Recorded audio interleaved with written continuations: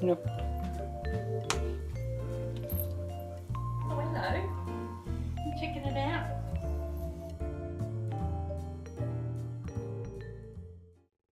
This is a new iPod. I lost my last one, that's why I was missing footage for the last behind the scenes. This one is yellow, so hopefully I can't lose it, right? Here is a wide shot where I'm actually faking the scale of some of the things here. For the tree trunk, I'm actually doubling the size of it to cover the camera, and so I can get some of that real depth, because in reality I could never get the tree trunk close enough to the camera to get it to look that big. To create the proper parallax, I'm moving this thing half a stud every frame. I'm moving the whole set 1/5 of a stud to keep up with Nico's walk cycle, which is 5 frames long, and then I'm just pushing this over just a smidge, probably like 1/10 of a stud or something like that, to create the proper parallax and give everything a sense of proper scale. This is a pretty big set. I'm going to have to take stuff from here and stick it over here as the shot progresses. We'll see how that goes. I might run out of pieces. So you may be asking yourself, why am I wearing sunglasses? Well, the answer is quite simple. I'm looking at the sun. I'm also wearing boxer shorts. Yeah. So I decided to actually stick a lamp there in the middle. This is something that I did during my last thack for the nuclear bomb, and I'm trying to go for the same sort of effect here. To give it some colour, I'm actually using a post-it note. I've got a little stack of them here, little pink post-it notes. Yeah. Also, to hold up the light, if you're interested in what kind of crap that I watch, or read, here's some Game of Thrones books that I have not read at all. There's the original Transformers, Generation 1, and there's Season 1 of Pokemon. The only good season. I spent a lot of time on my sunrises and sunsets. I'm going to move the set forward, leaving the background still, to create a sense of scale, make this seem like it's closer up and this further away than it really is. And the other thing, I'm going to pull the camera back at the same time, so the background also moves back.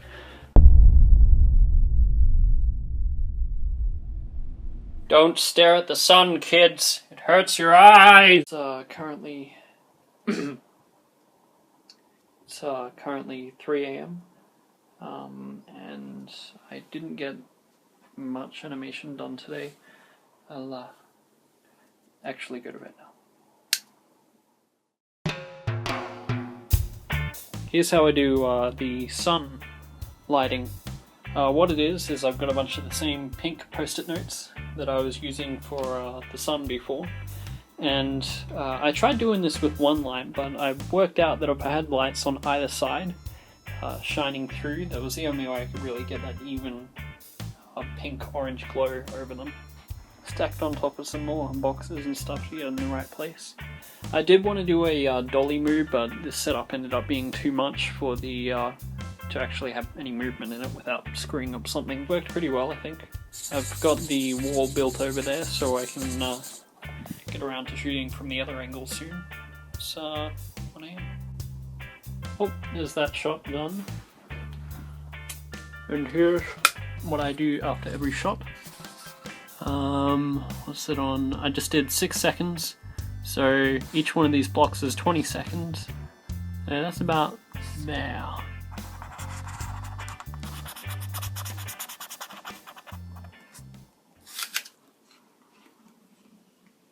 So it's Easter, and for some reason I've just started like shaking all over. I mean, my hands are usually pretty shaky, but this is different. This is like when I'm in shock or something. Will it do it? It's like I've had 100 coffees or something. It's 1 a.m. on a Tuesday. Sorry, no. It's actually 4:40 a.m. on a Tuesday, and I've been animating since 1 a.m. I got 9 seconds done since I started animating at 1. I mean, I've been animating in the day, well, yesterday, before that. But I wasn't going fast enough. I'm gonna go to sleep and then I'm gonna wake up in maybe like 4 hours or so, and then I'll keep going. I want to get I want to get part 3 done as soon as I can, because I'm going to be going overseas in less than 10 days now, so yeah, it's just a race against time because I really want to finish it with plenty of time to spare as well, so I can actually acclimate to the idea of going overseas as well. So yeah. My desk gets very messy when I animate like this.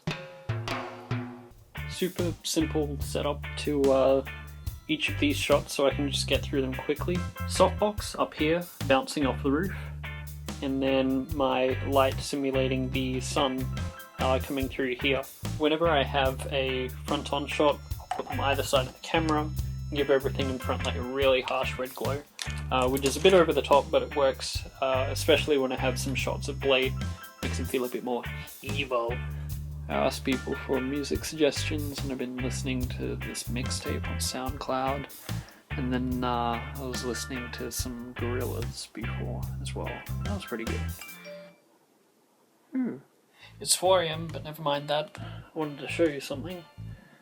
There is something inherently wrong with this picture, and I felt it before I really worked out what it was, and that is that if you look at it from a balance perspective, which is something I've been thinking about lately when I'm composing my shots.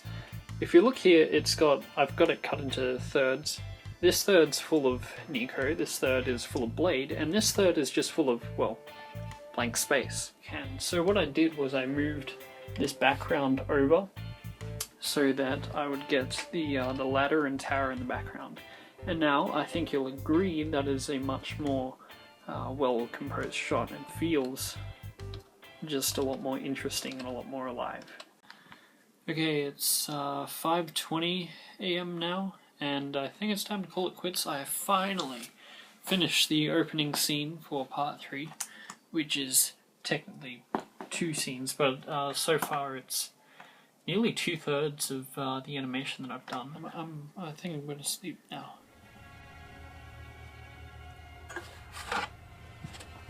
This is how serious I am about killing my characters.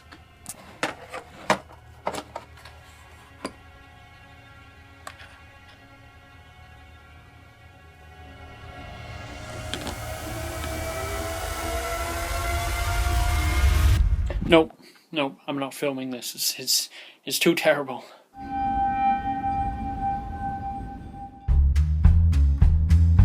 I clipped off some bits and bent it a little bit, and I drew on it with a texter, and then I took a piece of paper and I scribbled all over it with the black marker, and then smudged it over the hat a bit more.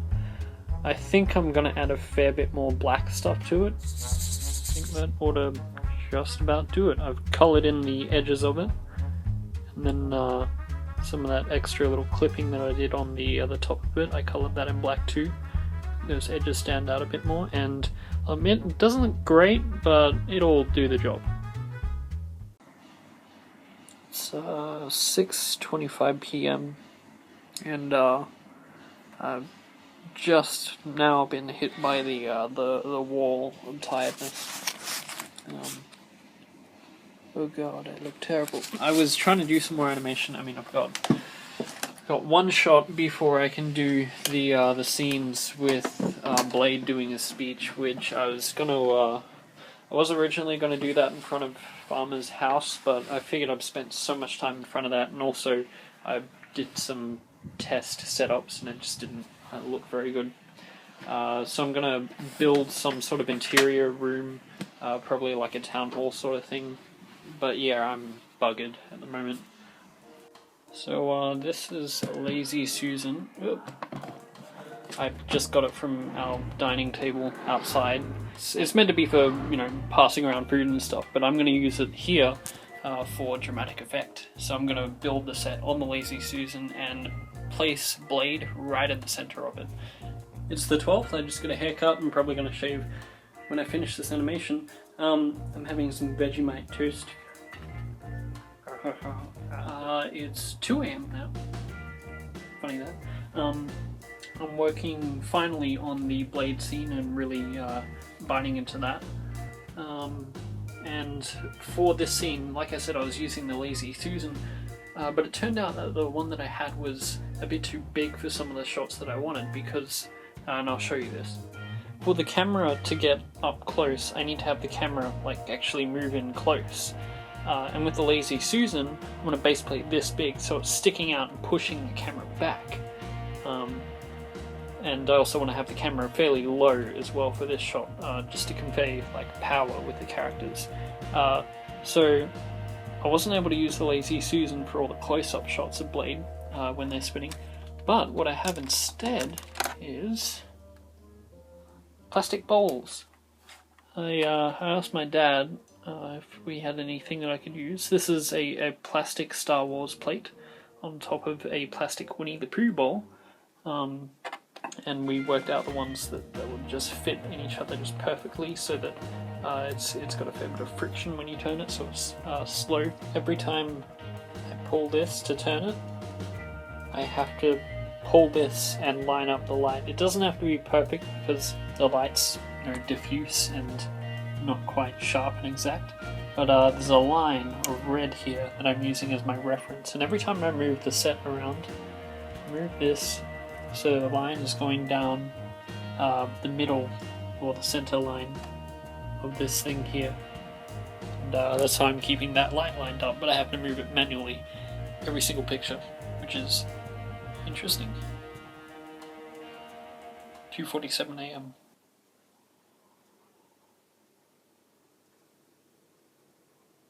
So good. So epic. Whenever I have Shaky Cam Animation, that's actually all in camera, so I'll move the handle to jiggle it around, and I'll try to get some circular motions, so it won't just be random. It'll actually go around and then up and side and up and then up, and there's a bit of technique to it. For this shot, I've got my lamp in the cellophane there, but I've also brought back my red LEDs. Now, you can't really see it down here, but I've got a red torch right there that's meant to be lighting up the window. Okay, so I don't really have that many Steve heads, so what I've done is replace some of them with, I've got Pumpkin Head guy over here, also got a guy with a creeper face on over here, but you won't see his face though. Shut up, you bloody glass. And I've also got, there's an Enderman there, there's a couple of Endermen in there, just because their black heads look almost like the brown in the camera. And these are actually 2x2 blocks with 2 plates stacked on top of each other. I do this a lot. Things that are closer to the camera, I'll build them bigger, so it creates sort of a forced perspective effect and makes them seem like they're closer than I could get them otherwise. This shot, it's probably the third last shot that I'm doing. It's 3:51 AM. It'll leave me in 2 days to get this overhead shot. I've got my tripod displayed way out, and one leg is jammed in a shoe. So yeah, it's now 5:36 AM, and I just took what I think is the last picture of this animation. Now I can finally get onto sound and post-processing, which I've got like a day to do now. But yeah, if you're curious, the last shot that I had was this one. And that's what it looks like. I'm gonna have about 4 hours sleep, and then I'm gonna start editing audio. Hopefully I should be able to get all of the other post-processing stuff done today. And I got a pack. I got a suitcase over there that I gotta put stuff in. So yeah, it's, I might be able to make it. Oh, it just depends if my renders work out correctly, because every time I render, it can take hours. Depends how my computer's going, depends if I have to re-render if something screws up. But I've done the best that I can for now, I guess.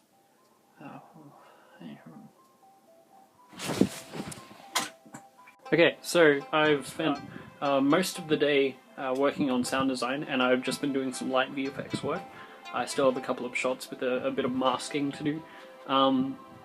Other than that, I've just got color correction, and then it's all just like the final touches and stuff. And yeah, that's, well, I might even have to leave it uploading while I'm on the plane. So that could be fun.